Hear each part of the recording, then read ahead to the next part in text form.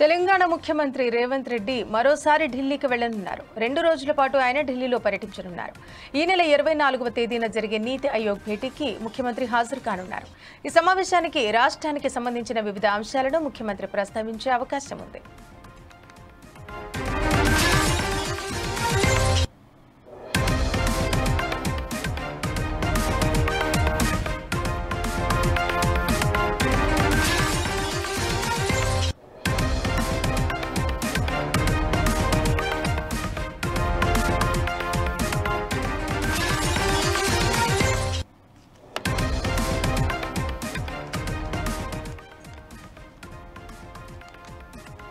తెలంగాణ ముఖ్యమంత్రి రేవంత్ రెడ్డి మరోసారి ఢిల్లీకి వెళ్లనున్నారు. అక్కడే 2 రోజుల పాటు బస చేసే అవకాశం ఉంది.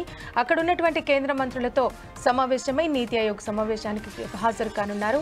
అంతేకాకుండా తెలంగాణకు సంబంధించిన ముఖ్యమైన అంశాలను అక్కడ ప్రస్తావించే అవకాశం ఉంది.